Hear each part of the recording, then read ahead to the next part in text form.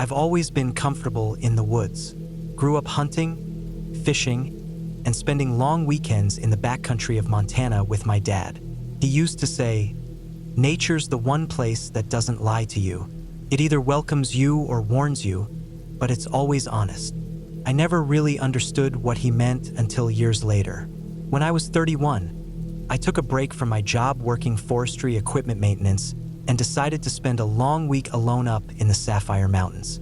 There was a patch of deep woods I'd always wanted to hike, real remote, with only one overgrown service trail cutting through the edge of it.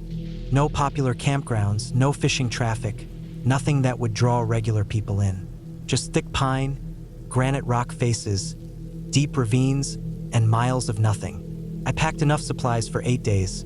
Freeze-dried food, a few packs of jerky, iodine tablets, a good tarp setup for rain cover, and a sidearm. Brought my .3082 not because I was planning to hunt, but because it made me feel better knowing I had it. I checked the weather, cleared my work calendar, and hiked in on a Saturday morning. The first 2 days were perfect. Cool mornings, warm afternoons, and nothing but the sound of birds and wind moving through the trees. I didn't even set up a real base camp. I just made small shelters each night and kept moving forward during the day. I followed some old game trails through a narrow valley and crossed 3 different streams without seeing a single footprint that wasn't mine. That's what I wanted. That's what I liked. It felt good to be far away from roads and voices and screens. It was the 3rd day when things started to feel off. Not dramatic at first, just little things. I'd find half-buried bones near the trail, way more than you usually see. Not full skeletons, just ribs and jaws and leg bones scattered apart. I saw one spot where it looked like a deer had been dragged through the dirt into the brush, but the trail stopped after a few feet. No blood, no hair, just deep claw marks and flattened grass. Still, that wasn't crazy out here. Bears, mountain lions, they do that sort of thing, so I pushed on. That night, I set up camp near a rocky outcrop with a view down into a long, narrow basin. From where I was, I could see pine forests for miles, untouched and wild. I built a small fire, ate a cold dinner, and watched the stars come out. Just after midnight, I woke up to a sound that froze me in my sleeping bag. It wasn't loud, not at first. It was this low, steady growl, long and slow like a warning. I didn't move right away, just listened. The sound was coming from the edge of my camp, somewhere behind the rock wall where I'd stacked my gear. The fire had burned down to embers. My flashlight was inside my bag, so I reached for it as quietly as I could, clicked it on and swept the light in a slow arc. I saw nothing. The sound had stopped.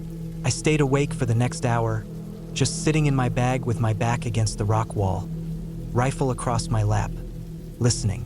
Eventually, I convinced myself it had been a bad dream. Maybe a bear passing through. Maybe the wind through the rocks. I fell asleep again just before sunrise. The next morning, I walked around the site. There were no tracks, no broken branches, no claw marks, but something was missing. My pack of jerky was gone. It hadn't fallen or been blown off.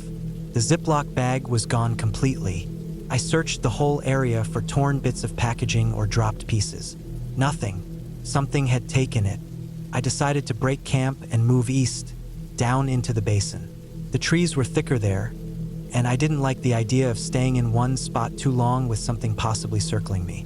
I hiked hard that day, almost 10 miles, just trying to put distance between me and whatever had come through my camp. But I didn't feel better. The forest got quiet in a way that made my skin crawl. I'm used to silence, but this was different. No bird calls, no squirrel chatter, no insects, just the crunch of my boots and the occasional snap of a branch underfoot.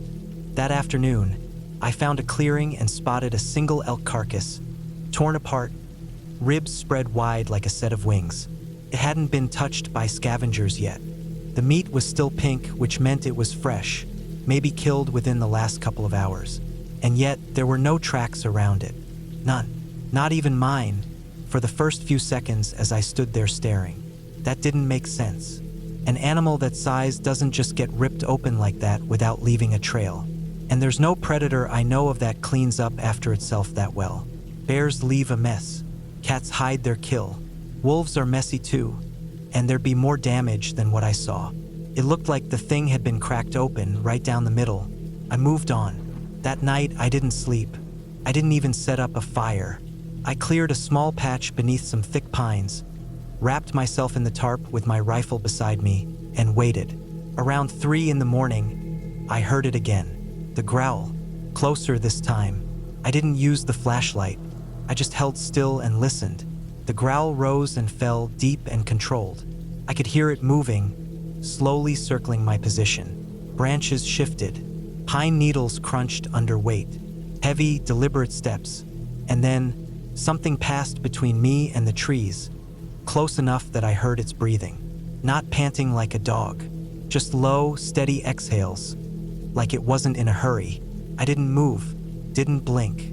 My finger stayed near the trigger, but I couldn't see anything. Whatever it was, it didn't need to be seen. It knew I was there, and it wasn't afraid. After maybe 10 minutes, it stopped. I heard it turn and walk away, slowly fading back into the woods. That was the moment I knew I had to leave.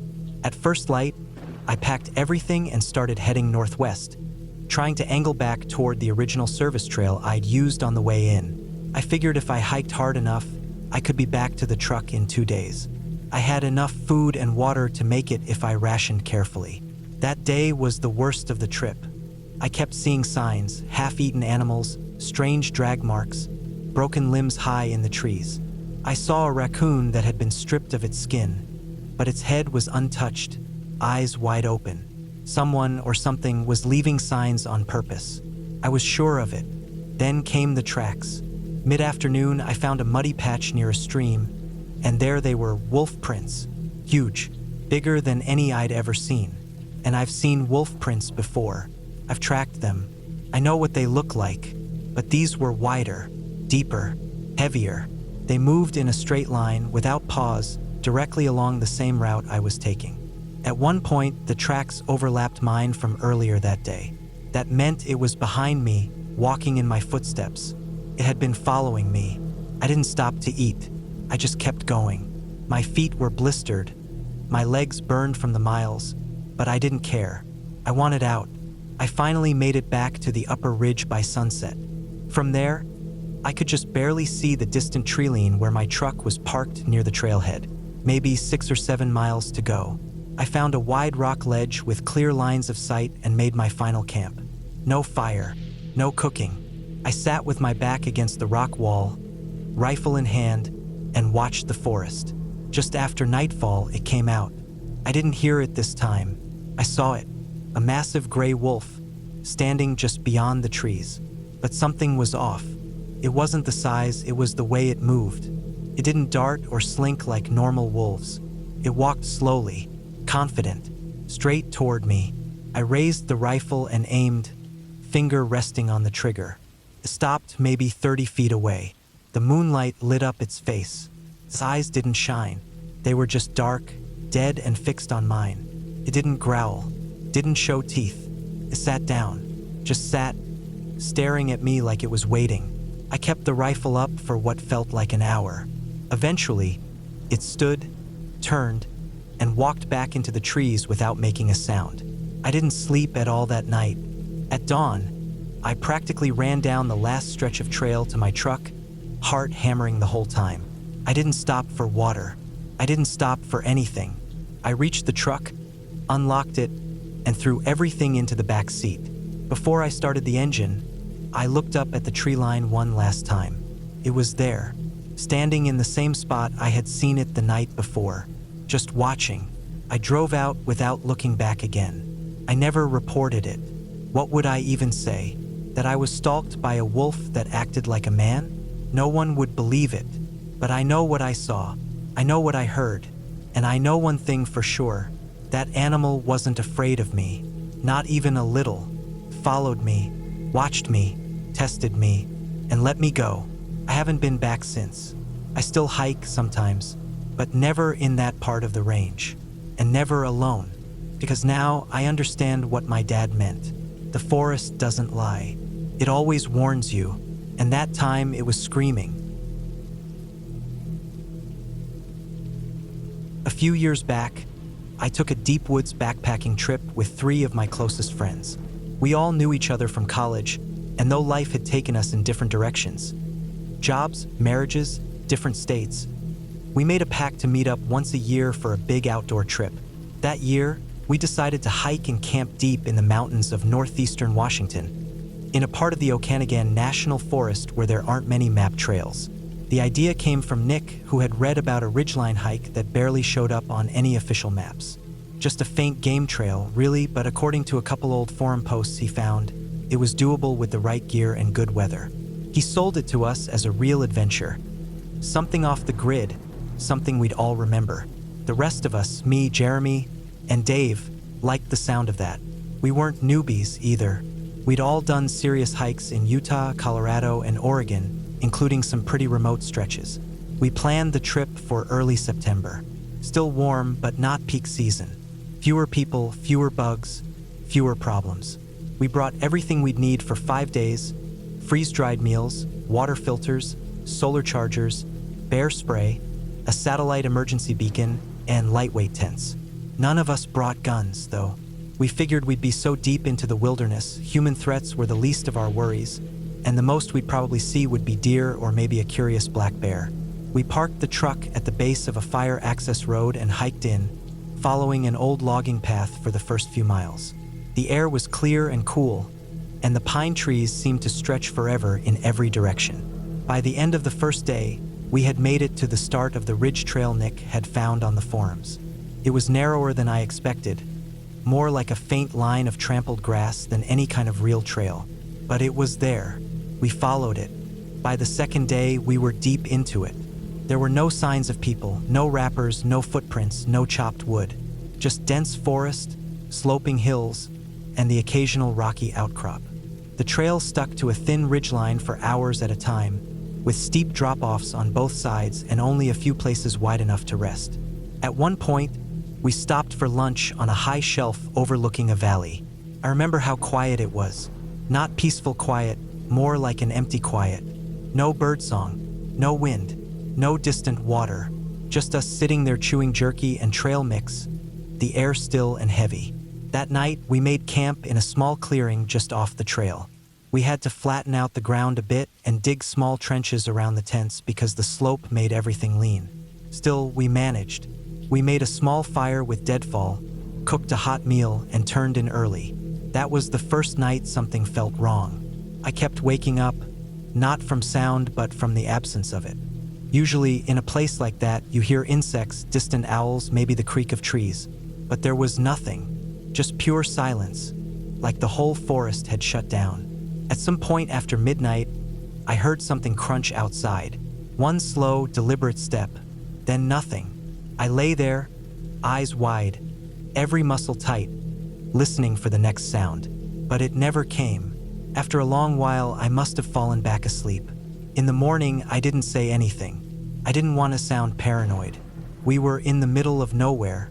Animals roam around. Could have been anything. We hiked all day again, covering another 8 or 9 miles along the ridgeline. Around mid-afternoon, the trail started to drop steeply into a thick, tangled forest where the trees leaned hard over the path. The sun barely made it through. We were slower through this section, branches everywhere, uneven ground, sharp roots under the surface. A few times, we had to climb over massive fallen trees that had been there for years. No one had been this deep in a long time. It was in that section we found the first thing that really bothered all of us. A campsite, but not like ours. Not like a normal backpacker's. This one was old. Rotting nylon from a half-collapsed tent, half buried in dirt and leaves. A rusted camp stove, a crushed tin cup, one torn boot. Everything had clearly been there a while, maybe a couple years. But the strange part? There were no signs of weather damage. No storm-fallen branches across it. No signs of animals tearing into the food bags or the fabric. It looked like someone set up camp, left for a walk, and never came back.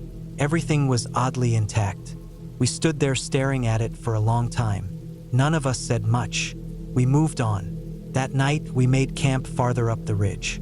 The forest opened up again and gave us a bit of space. Still, the silence stayed with us. That kind of heavy, depressing quiet that feels like it's watching you. No one slept well. I kept thinking about that old campsite, the boot, the way it looked too neat, like time had just paused around it. On the fourth day, things got worse. Started with Dave. We'd been hiking all morning through a winding stretch of forest that dipped and rose again over and over. At one point, Dave said he needed to take a leak and dropped his pack near the trail. We kept going a bit farther ahead. After about 10 minutes, we realized he hadn't caught up. We stopped and waited. Another 5 minutes passed. Still no sign of him. We turned back, calling his name, thinking maybe he'd taken a wrong turn or followed the wrong game trail. We walked the whole stretch again, back to where he'd left his pack. It was still there, resting upright on a rock, exactly where he'd set it down. But no Dave. We fanned out a bit, searching nearby. No sign of him. No boot prints, no snapped branches, no noise. Just silence and forest. We spent the next 4 hours looking, circling, checking high and low. We blew the emergency whistle. We even turned on the satellite beacon in case we needed a search team. But we didn't find him. Eventually, we made the call to camp near the spot where he disappeared and wait until morning. That night was one of the longest of my life. I kept thinking of that old boot, that old campsite, and then I heard something again. Movement, this time more than one step. Something was walking around us, slow, deliberate steps, just outside the range of our headlamps. I sat there gripping my trekking pole like a weapon, heart pounding, listening to the leaves crunch one at a time. Whatever it was, it circled us. All night, Nick didn't say a word. Jeremy just sat upright in his sleeping bag, wide-eyed. We didn't sleep. At first light, we packed everything. We didn't wait. We were done. We didn't even eat. Just filtered some water and started moving west, toward a service road Nick had marked on the map as a possible alternate exit. It was supposed to take us out in about 11 miles. We made it 8 before we found the second abandoned camp. This one was even older, just the rusted frame of a tent, and beside it, the remains of a sleeping bag, torn open, half buried. A crushed flashlight, another boot, still no bones, still no sign of animal activity. It was like people had just vanished mid-trip, their gear left behind. That was it for me. I didn't want to stop. I didn't want to think. I just wanted to be out of those woods. We moved fast the rest of that day, barely talking. Every noise made us freeze. Every turn in the trail felt like it could be hiding something. At one point, Jeremy slipped on a root and went tumbling down a short slope. Nothing serious, just a few scrapes. But when I helped him up, I noticed something. The ridge above us, where we had just come from, there was movement.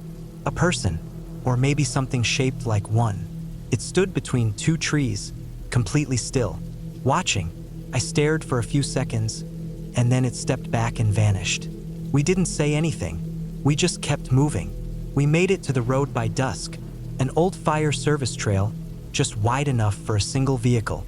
A few hours later, a truck full of volunteers from the search and rescue team picked us up. They had been pinged by the satellite beacon we triggered the day before. They asked what happened. We said our friend went missing. That was the only part we told the truth about. We didn't tell them about the old camps. We didn't tell them about the sounds at night or the thing watching us.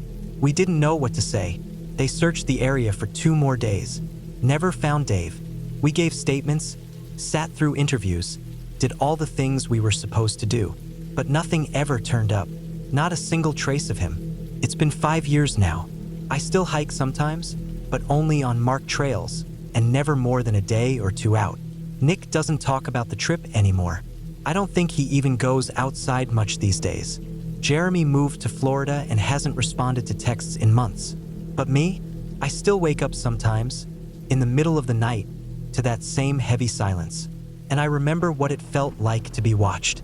Because the thing that scared me the most out there wasn't what we saw. It's what we didn't see, and how fast it can take someone without leaving a trace. Whatever's in those woods didn't want us there. And I think the only reason I'm still here to tell this story is because I left when I did. I've lived alone for a long time now. It wasn't something I planned for, just the way life worked out. I used to work construction jobs up and down the Northwest, always moving, never settling. Eventually, I got tired of the noise, the people, and the constant hustle, so I bought a small off-grid cabin in northern Idaho. Real remote, no neighbors for miles, no cell service. The kind of place you only find if you're really looking. The land around my cabin is nothing but thick pine woods, steep ridges, and cold, rocky streams. There's a dirt road that connects the property to a backcountry highway about 12 miles away, and that's the only real access. In the winter, it snowed in for weeks. Spring isn't much better. Half the road turns into mud pits, the other half washes out in places. Still, I preferred it to town life. The quiet, the air, the space, worth it. Every 2 weeks or so, I drive the old Tacoma into the nearest town to restock on fuel, dry goods, and whatever else I needed. Usually made it a full-day trip. Hit the store, the hardware place, maybe grab a coffee. It was the closest thing I had to a routine. One particular day in early fall, I did just that. The air had that cold bite that comes before the snow, and the days were starting to shrink. I left the house around 9, stopped for fuel, groceries, and some propane canisters, then headed back around 5 in the evening. The sun was already dipping behind the ridges when I hit the dirt road. I knew I'd be driving the last few miles in the dark, but I'd done it dozens of times. I had 2 spotlights mounted on the front bumper that lit up the whole road, and I kept my eyes open for animals or downed limbs. The forest gets darker faster than you'd expect. Light just disappears under the tree canopy. Everything was going fine until I came around a sharp bend about 3 miles from my property. That section of road runs along a steep drop on the right side and a rock wall on the left. As soon as I made the turn, I saw it. A landslide had come down recently, blocking the road with broken limbs, large rocks, and mud. I braked to a stop and just stared at it for a second. It wasn't a total wall of debris, but there was no way the truck was getting through it without some serious clearing. I threw it in park and got out with my flashlight to take a closer look. The slide wasn't fresh. It had probably come down that morning. I figured it would take a good 2 or 3 hours of work with a chainsaw and shovel to clear just enough to pass through. I thought about leaving the truck and walking the rest of the way home, but with the load of groceries and gear I had in the back, that was going to be miserable. I stood there debating it when I remembered the creek shortcut. About a mile back, just off the road, there was a seasonal creek that wound its way down into the ravine behind my cabin. It dried up most of the year, but during the spring melt it turned into a fast-moving stream. I'd followed it once during a hunting trip to track a wounded deer. It was rugged terrain, rocks, thorns, deadfall, but if I followed it carefully, it would cut my trip in half and drop me within a couple hundred yards of my back lot. It was already getting dark, and I didn't feel like sleeping in the truck, so I grabbed my backpack, stuffed in some food, water, and a few essentials, slung my rifle over my shoulder, and started walking back to the creek. I figured I'd hike the shortcut, get home, and come back the next morning with better tools to clear the road. First, everything went smooth. I found the creek easily and started following it downhill. The forest was silent except for the crunch of my boots and the occasional snap of a twig underfoot. No moon, thick clouds overhead.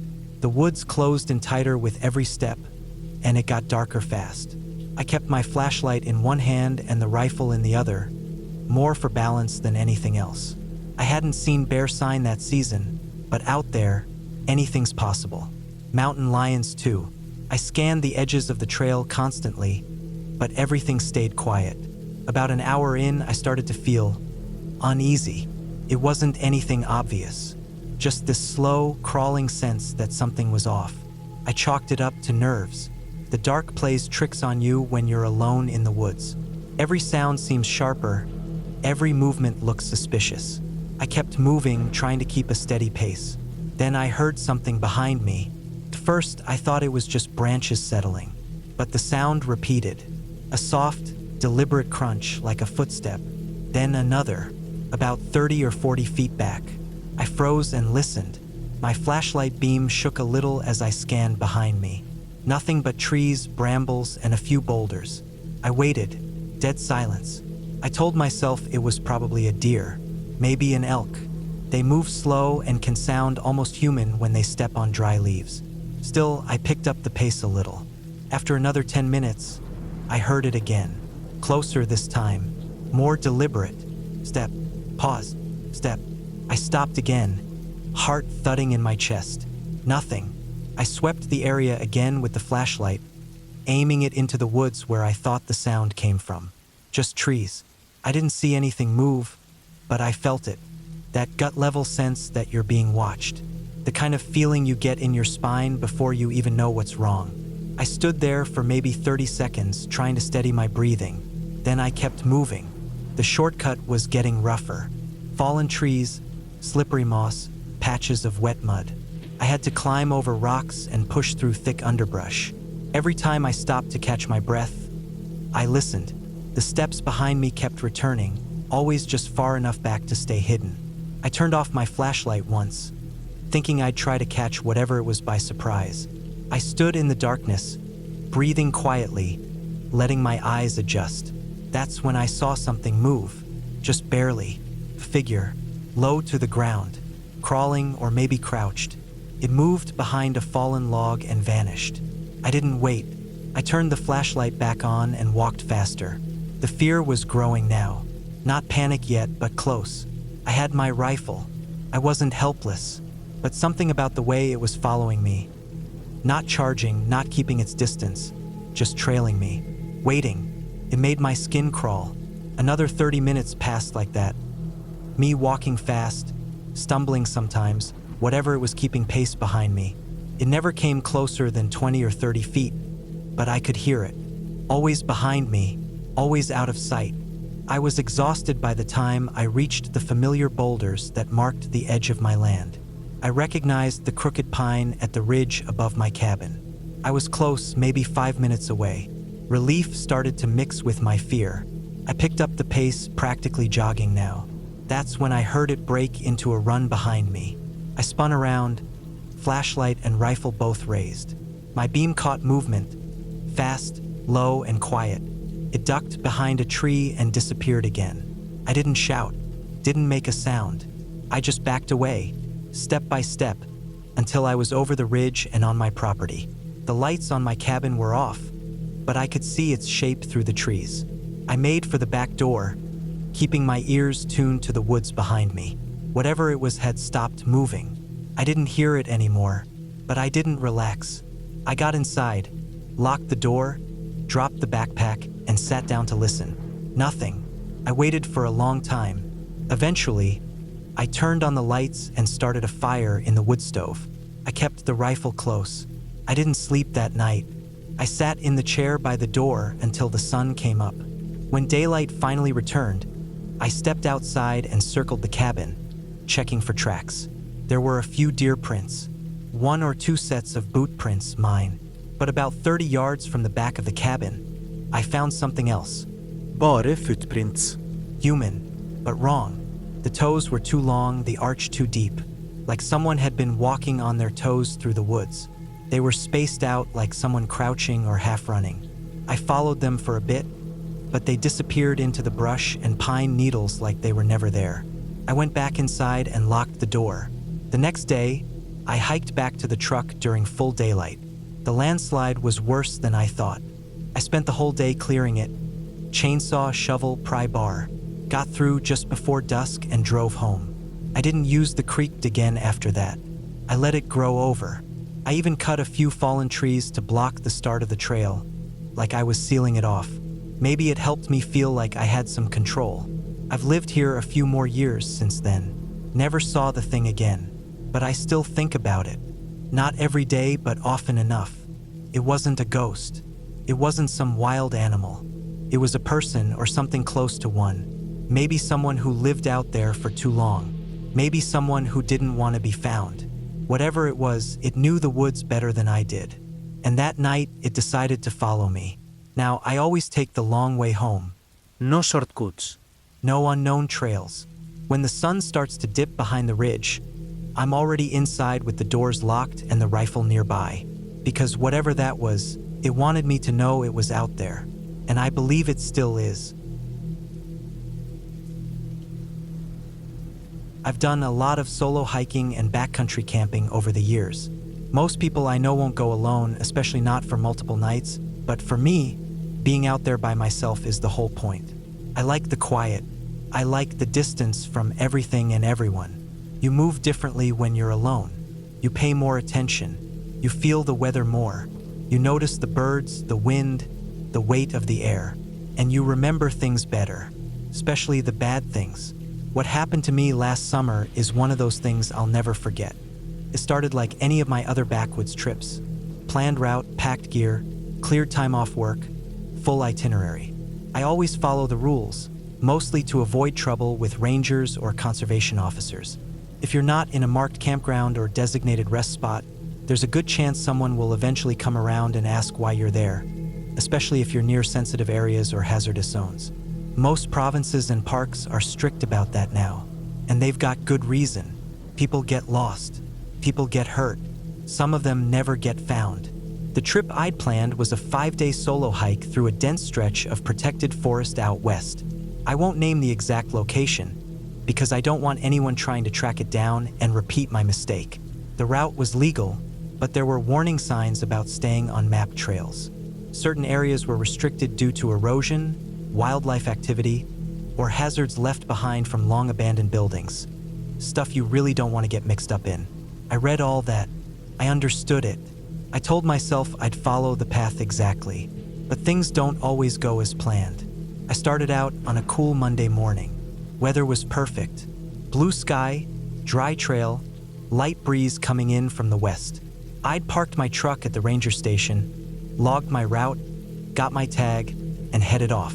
I was carrying everything I needed: sleep gear, food for the full trip, water filters, basic first aid, paper maps, GPS app, and a spare power bank.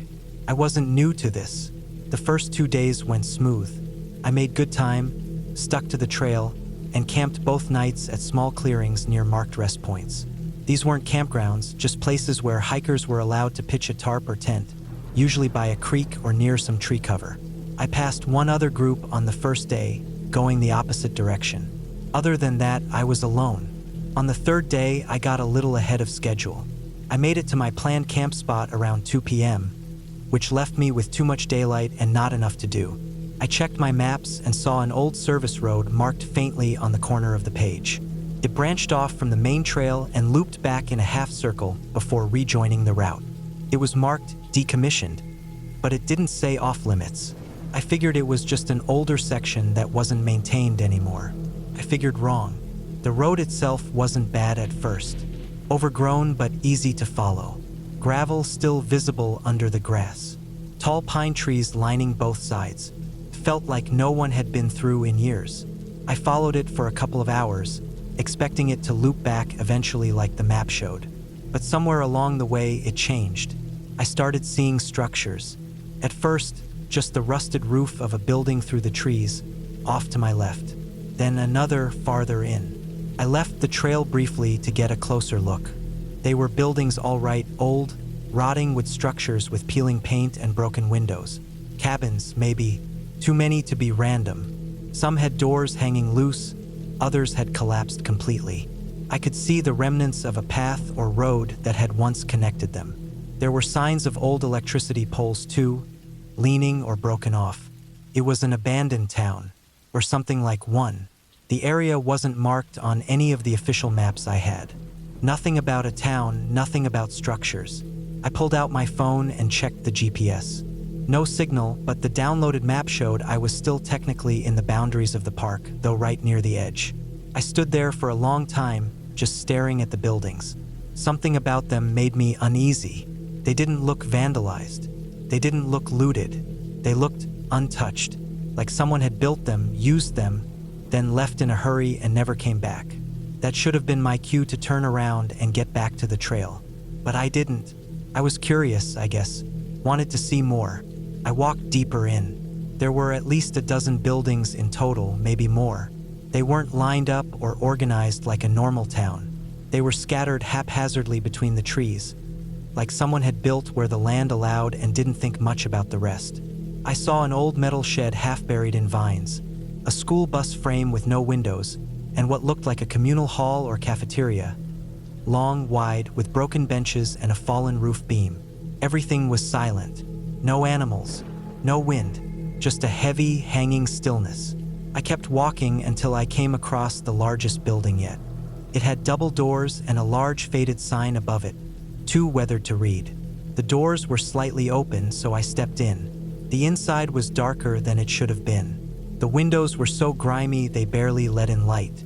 The place was empty, except for a few overturned tables and old furniture pushed against one wall.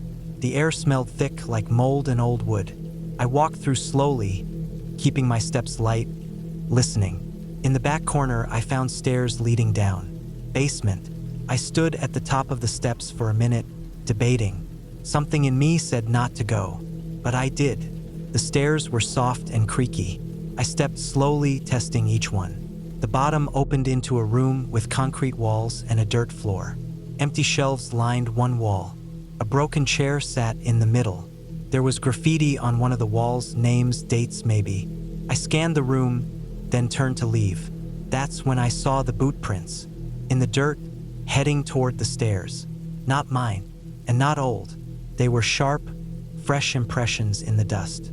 Clearly defined, deep enough to be recent. I stared at them for a full minute, then scanned the room again, every corner. Nothing, no one. Just those prints. I got out of there fast. Back outside, the light had shifted. It was later than I thought. The shadows were long, and the temperature was already dropping. I realized I'd gone too far to double back to the last camp. I'd have to set up somewhere nearby. I didn't want to sleep near the buildings, so I moved a few hundred meters into the trees, found a dry patch near a ridge, and set up the tarp low and tight. I skipped dinner, just drank water and ate a granola bar. My stomach was in knots. That night, I barely slept. Around midnight, I woke up to a sound. A dull, metallic clank, like something hitting a pipe or an old tank. It echoed once, then silence. I lay there frozen, ears straining. Then a footstep, not an animal, not scattered. A slow, deliberate step on dry leaves. Closer, then another. I grabbed my flashlight and bear spray and stayed still. My bivy sack was zipped up to my chest, but I could see out. The tarp blocked some of my view, but not all. Then I saw it. A silhouette, person, standing just beyond the trees. Still, they didn't move. They didn't speak. They just stood there. I couldn't make out any features, just the shape. Arms at their sides, facing my direction, not moving. I stayed still for what felt like forever.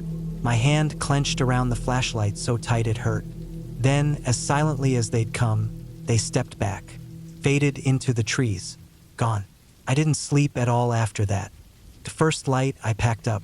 I didn't eat. I didn't stop for water. I just got moving. I checked my compass, set a bearing, and followed it hard for hours, climbing ridges, crossing dry streams, pushing through brush. I avoided the old road. I didn't want to pass the buildings again. Around midday, I hit a trail, a real one, marked, maintained. I followed it west, fast, until I reached the ranger station by sunset. When they saw me, they looked surprised. One of them said I was 2 days early. I just said the weather had shifted, and I cut the trip short. I didn't mention the buildings. I didn't mention the basement. I didn't mention the person standing in the trees watching me sleep. Later, at home, I looked into it, tried to find any record of a town in that section of the forest. Nothing. Not on maps. Not in articles. Not even in local stories. Like it was erased. But I know what I saw. I've never hiked solo since. Not deep in. Not anymore. I follow the trail. I stay at marked sites. And when I hear something at night, I don't go looking. Because whatever's out there in the forgotten corners of the woods, it doesn't want to be found. I always liked sleeping out in the woods. I didn't grow up with money, and I didn't grow up with much space either, so the woods always felt like freedom to me. I've done dozens of solo backpacking trips, some just quick overnighters after work, some full-week remote runs, the kind where you don't see another person for days.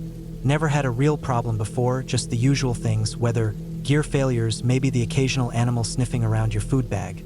But nothing like what happened last fall. I was about 3 days into a solo trip in the backcountry of a large state park. I'm not going to name it because people will get ideas and start asking questions or trying to find the place, and I don't think that's a good idea. It was legal to be there. I'd picked up a backcountry permit, logged my planned route with the ranger station all above board. I even had the little orange tag on my pack that said I was allowed to be in the primitive zones. The plan was simple.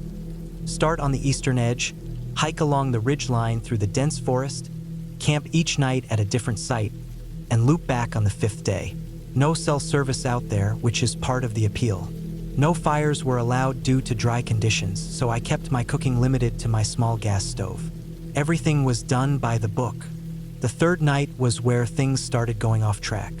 I'd reached a spot about 12 miles from the nearest established site.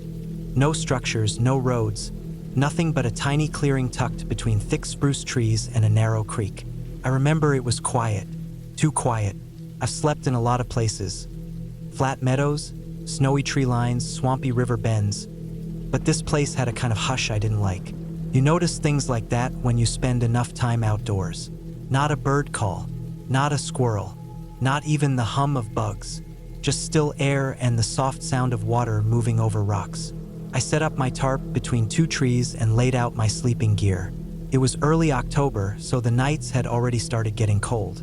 I remember thinking I'd sleep well that night, wrapped up in my quilt, the sound of the creek nearby. I cooked dinner, dehydrated chicken and rice, brushed my teeth, hung the food bag, and crawled into my bivy sack. I watched the last bit of light disappear through the tops of the trees. Then I fell asleep. I'm not sure what woke me up. Maybe it was instinct, maybe it was a noise I didn't fully process. I just remember being pulled from a deep sleep with my heart racing. It was pitch dark, probably close to 2 or 3 a.m. I unzipped the top of the bivy and lay still, listening. First, nothing, just the creek. But then there it was, a soft crunch, like a footstep, not an animal. Too slow, too deliberate. Then another one, closer. I stayed perfectly still, trying to control my breathing. I reached slowly for the small flashlight clipped to the inside of the bivy, not turning it on, just holding it. Another step, closer now, on the other side of the tarp. Then silence. I lay there for what felt like an hour, waiting. My mind ran through possibilities. Maybe a deer? But deer don't move like that. A bear? Then I would have heard heavier movement, maybe huffing. Person? But who the hell would be walking through dense woods in the middle of the night without a light? Park officials would have announced themselves. They would have woken me up and asked to see my permit. They wouldn't be sneaking around, stepping slowly like they were trying not to be heard. It didn't make sense. I stayed frozen until the sky started to lighten. No more sounds, nothing moving. When I finally got up and unzipped the bivy, the tarp was undisturbed. My food bag still hung in the tree where I left it.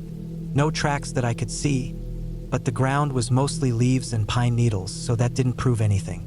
I packed up fast, skipped breakfast, got moving. That day was rough. I kept looking over my shoulder, listening for anything out of place. The trail was faint in places, nothing marked, just a route I'd traced from old maps and GPS data. I had a printed map and compass and was following the terrain, but I wasn't focused. I kept thinking about those footsteps, how close they'd gotten, how quiet whoever it was had been. I told myself maybe it had been an animal. Maybe I was just half dreaming. But deep down, I didn't believe that. Late that afternoon, I found another decent spot to camp. A small rise overlooking a dry gully. Good visibility, no thick brush too close. I set up the tarp again, boiled water for dinner, and forced myself to eat. I didn't want to. My stomach was tight, but I knew I'd need the calories. As soon as it got dark, I laid down in the bivy, flashlight in one hand, bear spray in the other. I left the tarp open this time, just the top strung over me like a shell so I could see out if I needed to. I didn't sleep. Around midnight, I heard it again. Same slow steps, this time from farther off, maybe 30 feet. Then another 15 feet. Then nothing. Not a word. Not a branch snapping. Just deliberate movement through the leaves. Close enough to hear. Close enough to make my chest tighten. I clicked on the flashlight and scanned the woods. Beam bounced between trunks, shadows stretching out in every direction. Nothing, but I knew something had been there. You don't hear things that clearly unless they're close. I sat up and stayed like that the rest of the night. Cold, wide awake, listening. At first light, I was packed and gone within 15 minutes. No coffee. No breakfast, just shoving everything into the pack and getting moving. I pushed hard that day, faster than I normally go. I stopped only to refill water and check my compass. I figured I could shave the last 2 days into one long one and reach the trailhead by dark. But I got turned around. It's easier than people think. One wrong decision, one fork that isn't on the map, and suddenly the slope doesn't look right, the sun's in the wrong place, and your gut starts to whisper that you've made a mistake. I pulled out the compass again, sat on a rock, looked at the map. I was somewhere between the east and north ridges, but nothing lined up exactly. I kept walking, hoping to intersect a known landmark, a stream, a logging road, anything, but all I found was more trees. That night, I found a shallow depression behind a line of boulders. Not great for camping, wind funneled through it, but it was all I had. I was too tired to care. I rigged the tarp low and tight, crawled in, and just lay there, dead-eyed, waiting for sleep that never came. Sure enough, after midnight, the sound returned, this time closer than ever. Soft footfalls, then stillness, then breathing. I swear I could hear it. Slow, controlled breathing, not panting, not an animal, just someone standing just past my tarp, waiting. I held the flashlight but didn't turn it on. I didn't want to see them. I didn't want to know what face I'd find staring back. I just lay there, silent, barely breathing. Then, finally, after what must have been an hour, I heard slow movement away, not rushed, just fading back into the woods. I didn't sleep a minute. I started moving before the sun came up. I gave up on finding the trail. I picked a direction and stuck with it, keeping the sun to my left, figuring I'd eventually hit a road. I moved fast, didn't stop to eat, barely drank. I just wanted out. My boots were soaked from creek crossings. My shoulders burned from the weight of the pack. But I kept going. Sometime late afternoon, I found a sign, an actual sign, weathered and cracked, but real. Service Road 14 nailed into a tree. I followed it for almost 3 hours until I found tire tracks, then an old gate, then gravel. I was out. I hiked along the road until I flagged down a guy in a pickup heading to the main camp. He asked if I was okay. I said I was. That was a lie. I reported what happened to the park office. Left out the part about hearing breathing. Just said I thought someone might have been stalking my camp. They didn't say much. Logged it. Thanked me. Said they'd send someone to check the area. I never heard back. I still camp. Still hike. But I stay in known areas now. Places with other people. I don't go deep alone anymore. I trust my instincts. If something feels off, I leave. Because whoever or whatever was out there in those woods, they weren't lost. They weren't a ranger. They didn't want help. They were quiet. They were patient. And they knew exactly where I was each night. And they never once tried to talk. They just watched.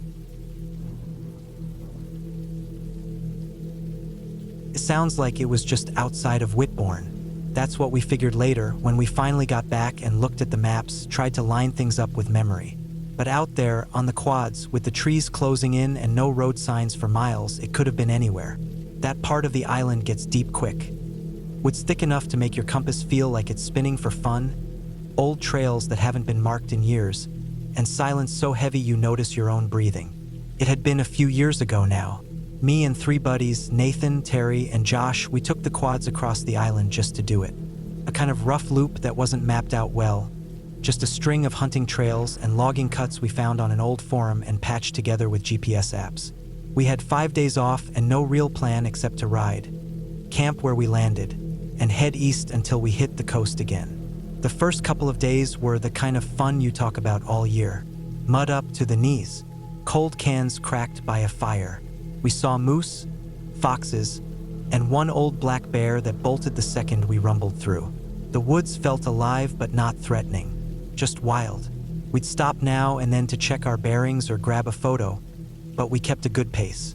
Slept in hammocks under tarps, ate canned food and jerky, and kept moving. On the third day, we hit the stretch that changed everything. The trail had narrowed down through a steep cut between two hills, all overgrown with alder and spruce.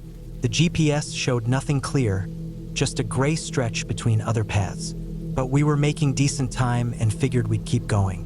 It had rained hard the night before, and the trail was slick. At one point, Josh's back tire slipped and dropped him into a little bog at the base of a dead birch. But we pulled him out quick. We laughed about it for a while. Then the trail split, not marked, just a fork where the main path curved left, but a tighter, more rutted side route ran straight ahead. It looked rough, trees growing close, ground soft with years of leaf rot. Nathan wanted to keep left and stay on the wider trail. Terry pointed out that the straight one seemed to head where we were going quicker, cutting a chunk of distance. We voted 3-1 and went straight. That was mistake one. We rode maybe 40 minutes before the woods started changing. Hard to explain unless you've been out there. It wasn't darker, exactly, but the trees were closer together. Everything felt a bit heavier. The moss got thicker under the tires, almost spongy, and the light seemed more muted. At one point, I noticed that all the trees around us had thick gray lichen hanging off them, like old, torn cloth. We slowed down, not talking much now, just scanning as we went. Then we saw the cabins. They weren't on any map and they weren't in good shape. About 7 or 8 of them, all scattered in no real pattern, just tucked back from the path like someone had planned a small settlement a long time ago and gave up halfway. The wood was rotted in most places, roofs sagging or fallen in. One cabin had a rusted-out oil drum out front. Another had a busted-up rocking chair still sitting on what was left of its porch. Windows were broken or boarded up. There were no tracks, no sign anyone had been there in years. But the weirdest part was the vehicles. Scattered between the cabins were 4, maybe 5 old vehicles. Mostly trucks, one old van. Tires rotted flat, paint faded and flaking. Some still had plates on them, Newfoundland plates from the 80s or 90s. One of the trucks still had a pair of jumper cables hanging out the front grille like someone left in a rush. Another had a collapsed roof, probably from a tree fall long ago. The weird thing was they hadn't been stripped. Nothing was salvaged. Radios still in the dash. Tools scattered in one of the beds. It was like people just walked away. We killed the engines and sat for a second, just taking it in. None of us said anything for a long while. Then Nathan pointed out the farthest cabin, just barely visible between 2 spruce trunks. It looked more intact. No visible damage. The door even looked straight on its hinges. We rolled forward slow, cautious now, tires squishing on wet moss. The closer we got, the quieter it felt. Not just less sound, but no sound. No birds. No wind in the branches. Even the quad engines sounded muffled. I could hear my own pulse in my ears. We parked 20 feet from the cabin and shut down. Nobody got off their quad for a full minute. I was the first to step down. I don't know why. I told myself I just wanted a better look. I walked up to the cabin. The steps creaked but held. The door was closed but not locked. I didn't open it. Instead, I looked through the front window. The glass was dirty but unbroken. I cupped my hands to the glass and looked in. Inside was lived in. That's the only way I can explain it. Dust everywhere, sure, and cobwebs in the corners. But the table had 4 chairs tucked around it. A pot still sat on the wood stove. A boot, just one, sat by the door. And near the back wall was a small bed with what looked like a sleeping bag folded neatly on top. No mole. No animal nests. It didn't look abandoned. It looked paused, like whoever had been living there stepped out and never came back. I backed away and stepped off the porch. By then, Terry had wandered toward the nearest vehicle. An old beige pickup with 2 flat tires and a busted mirror. He'd opened the door and was looking inside. I watched as he reached in, then jerked his hand back like he'd touched something hot. He slammed the door and turned around, pale. He didn't say what he saw. None of us did. We just nodded like we understood and got back on the quads. That was mistake 2. Instead of turning around and backtracking to the fork, we kept going. We figured the trail would eventually link back to the main loop. Didn't, or if it did, we never found it. We rode another hour, weaving around fallen trees and bog holes. The woods closed in more with every mile. Our GPS signals blinked out one by one. The sun dropped faster than expected. By the time we realized we were completely off course, we were too far in to double back before dark. We found a small clearing near an old dry creek and set up camp. No fire. The ground was too wet and we didn't want the light. Something about that place made it feel like light wasn't welcome. We didn't talk much that night, just unrolled our bags, ate cold food, and stared into the dark. I don't think any of us slept more than a few minutes at a time. I kept hearing things. Not movement, though there was that too, but small noises. Clicks, low snaps, breathing maybe, not close, but not far enough either. At some point during the night, I sat up and saw a faint light flicker through the trees. It wasn't firelight. It was white, like a phone screen, moving slow. I thought about calling out, but my throat locked up. I just watched it move through the woods and disappear. In the morning, Terry was gone. His sleeping bag was there, half-zipped. His quad still covered under a tarp. But no sign of him. We searched for hours, called his name until our throats burned. No prints. No trail, just vanished like smoke. Nathan wanted to stay and look more. Josh wanted to leave. I sided with Josh. The longer we stayed out there, the worse it felt. Something was wrong in those woods. The cabins, the light, Terry, all of it. We marked the spot best we could with bright tape and rode out. It took the better part of 2 days to find a road. We got turned around 3 more times, and at one point, Josh's engine died and wouldn't start for nearly an hour. But finally, we broke out onto a gravel service road and followed it until we saw power lines, and then a pickup. We flagged it down. The guy was a trapper. We told him what happened, left out the parts that didn't make sense. He gave us a ride to the nearest ranger station. They sent out a search team, dogs, helicopters, no sign of Terry, not a footprint, not a broken branch, nothing. It's been years now. I still think about that cabin, that place in the woods just outside Whitbourne, or maybe deeper.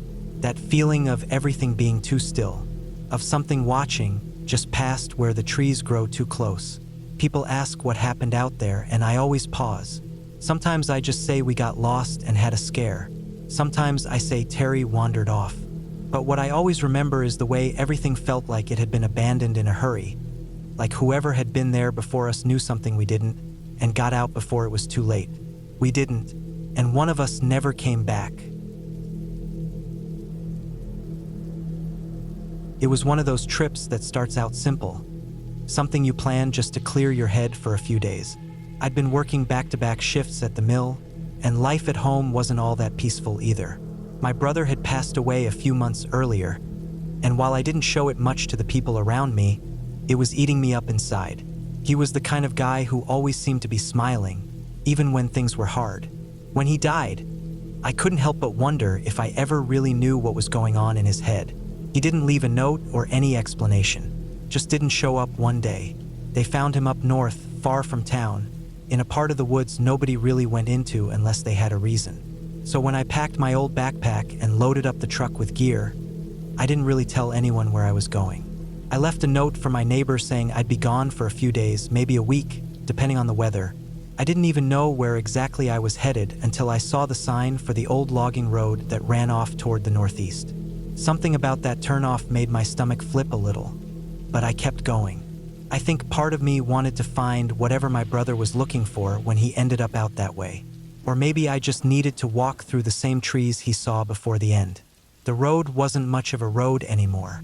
The forest had slowly started reclaiming it, branches arching over the hood of my truck, roots pushing up from under the cracked gravel. After maybe 12 miles, I had to stop. The trees were too thick, and the road just disappeared into brush. I parked and locked up, tossed my bag over one shoulder, and started walking. The forest felt different out there.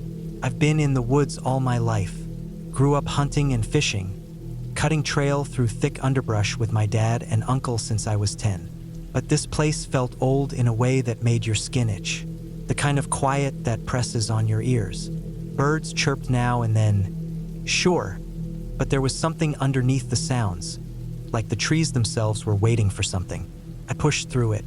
The first night I made camp about 2 miles in, just off a slow-moving creek. The ground was soft but dry, and I had my tarp set up in no time. I boiled water from the creek, cooked a little instant rice and tuna, and sat there under the dark canopy with my small fire cracking low. I didn't think much at first, just the normal sounds of the woods. Twigs snapping now and then, rustling leaves. Probably deer, but it kept happening, too regular. One crunch, a pause, another crunch, not quick like a rabbit, slow, measured. I stood up and scanned the trees but saw nothing. Didn't sleep much that night. The second day I pushed deeper in. There were no trails here, just thick woods and moss-covered rocks.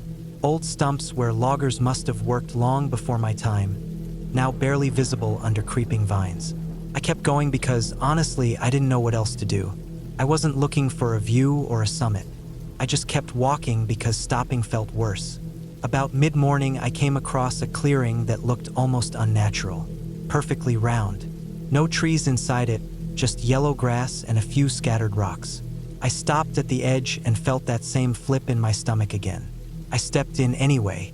Dead center in the clearing was a small stone marker, maybe 2 feet tall. Looked like it had been carved a long time ago, smoothed over by weather and time. No names or dates, just a deep groove across the top like someone had tried to split it once but gave up. I didn't touch it. That night, I didn't make a fire. I set up camp about half a mile from that clearing, tucked against a ridge with a view of the slope below. I ate cold food and listened to the wind slide through the trees like it was trying to talk. At one point, I thought I heard a whistle, just one, and I sat up straight, heart pounding, but nothing followed it, just more wind. I didn't sleep at all. By the 4th day, I started to feel it in my legs, soreness deep in the muscles. I wasn't used to this kind of terrain for days at a time anymore. The hills got steeper and the brush more tangled. I slipped a few times and skinned my hands on the rocks. I kept thinking about my brother, where he'd walked, what he might have seen, and why he'd come out here alone. It didn't make sense. He wasn't the hiking type, not really. He liked the woods, sure, but this far out? It was out of character. Then I found the tent. It was on a slope above a dry stream bed, mostly collapsed under a fallen branch. The fabric was faded and rotted at the corners, and leaves filled the inside like it had been abandoned a long time. Still, I checked it. A few old cans of food, a lighter, and a torn jacket that looked way too familiar. It was his. I would have known that green Carhartt anywhere. My hands shook when I picked it up. Part of me wanted to turn back right then. Another part said I had to keep going. I couldn't leave that there. I packed it in my bag. That night, I camped close to the ridge above the tent. I sat up late just staring out into the dark woods, jacket in my lap, trying not to fall into that hole of memory and guilt. I thought I heard something again, not just movement, but breathing. I held my own breath and listened hard, straining my ears. It stopped. Or maybe it was just my mind playing tricks on me after too many nights alone. Day 5, I barely ate. I had no appetite, and my stomach churned every time I tried. I followed the ridge farther east, climbing slowly, trying to find some kind of answer, though I didn't even know what the question was anymore. I kept thinking about that stone marker, that torn tent, and the silence that wrapped around everything out here like a blanket too tight to breathe through. Sometime mid-afternoon, I found the tree. It was an old pine, thick and scarred, standing alone in a dip between 2 rises. Its bark was cut with deep lines, deliberate, straight, almost like tally marks, dozens of them, some newer than others. I circled it twice before I noticed what lay behind it. A shallow hole partly filled in, with something dark poking out from the earth. I knelt down and scraped at it with a stick. Would a box, or maybe a crate. I didn't open it.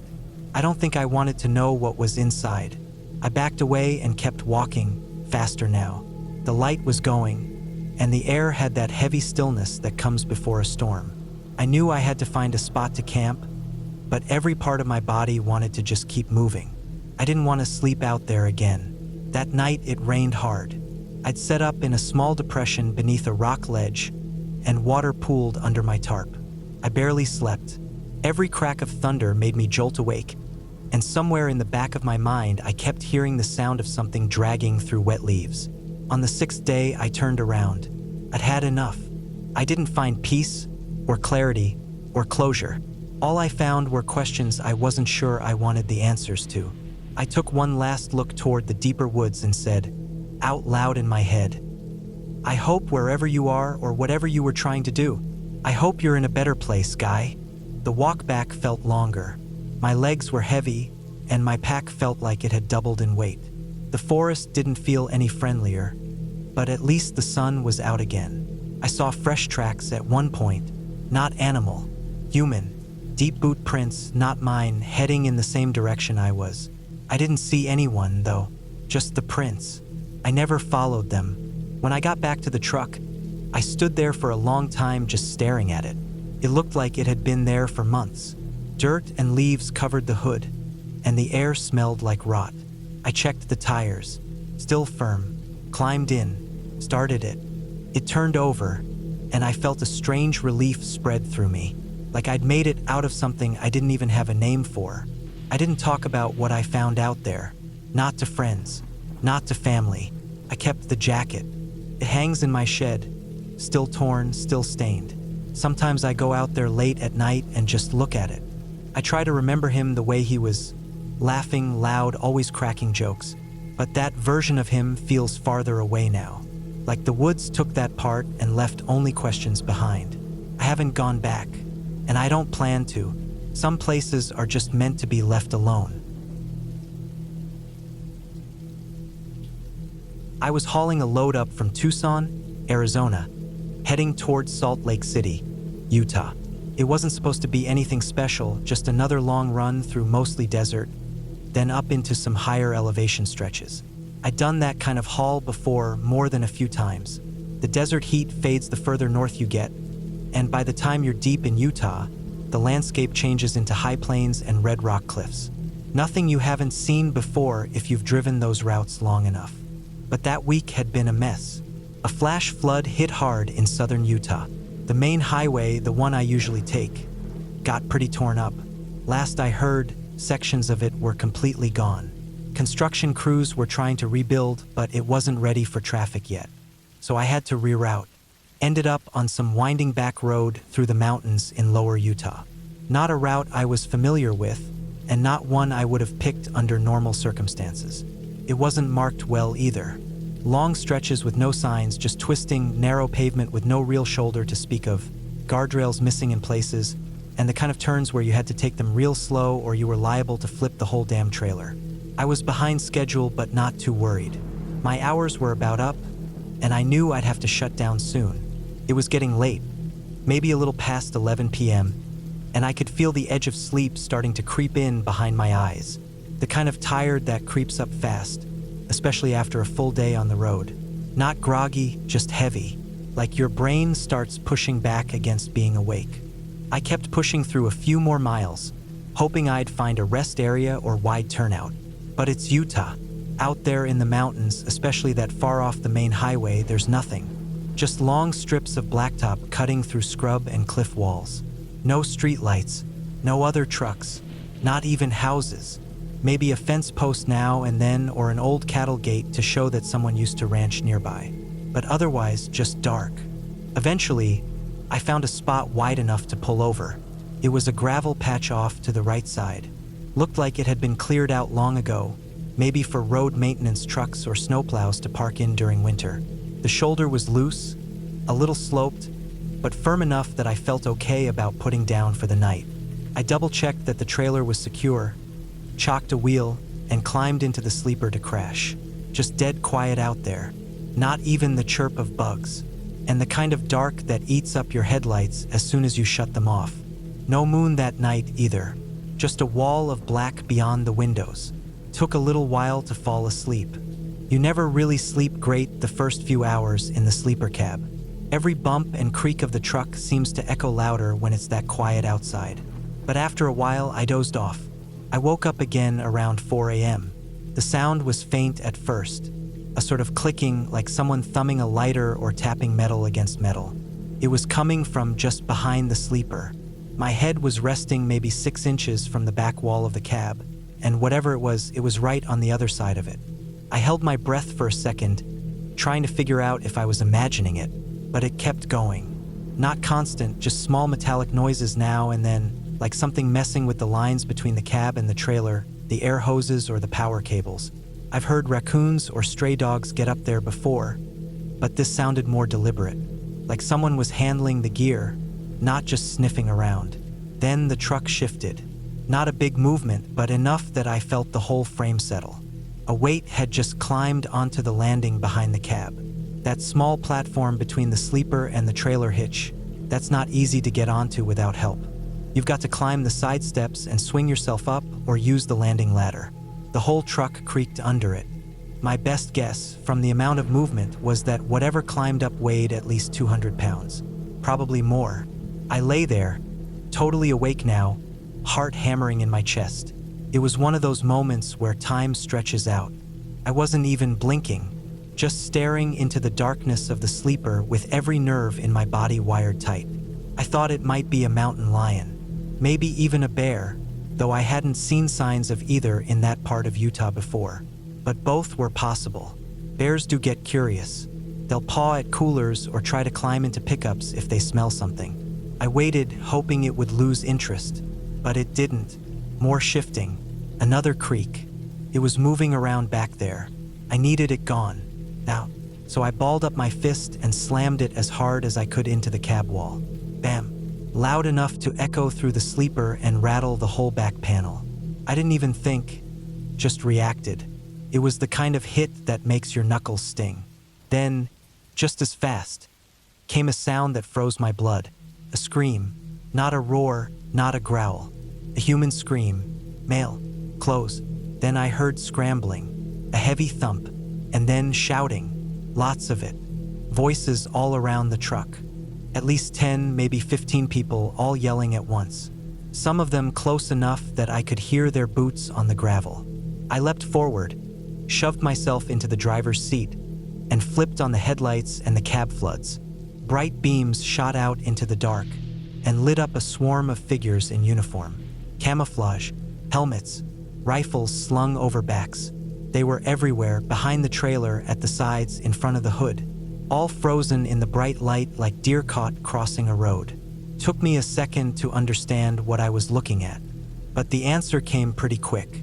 Army reserves. They were doing some kind of nighttime ruck drill. Tactical movement, silent capture, whatever kind of thing they were training for. And I guess, from what I gathered over the next 10 minutes, they had been told there was an abandoned truck up the road that was part of their scenario. They were supposed to approach it silently, climb aboard, secure the vehicle, and report back. Only problem was, their target truck was 3 miles back in the other direction. They'd hit mine by mistake. The guy who screamed? He was the unlucky one who climbed onto my landing, probably trying to secure the lines or check the door. He must have thought I was a prop. I scared the hell out of him when I slammed the wall. He jumped off and probably bruised his ribs landing on the gravel. The rest of the unit came in from the shadows, thinking they had the right target. I stepped out after a few minutes, still barefoot, trying not to look too rattled. A couple of the guys were talking over radios, telling someone back up the line that this was a real civilian truck and they had the wrong one. They were as surprised as I was. I stood there for a while under the lights, arms crossed, watching them sort themselves out. No one said much to me, just a few nods and awkward glances. Eventually, someone waved me off and they all disappeared into the dark again, headed back down the road toward their real objective.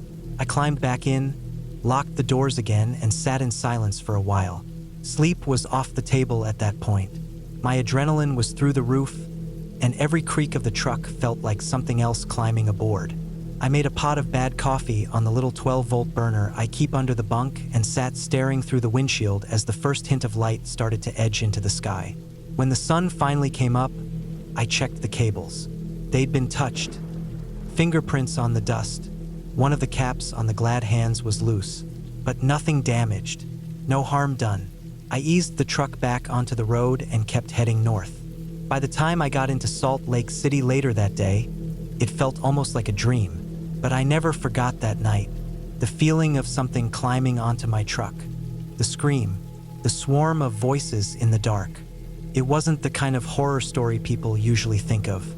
No monsters, no ghosts, no highway hitchhiker myths, just a freak coincidence.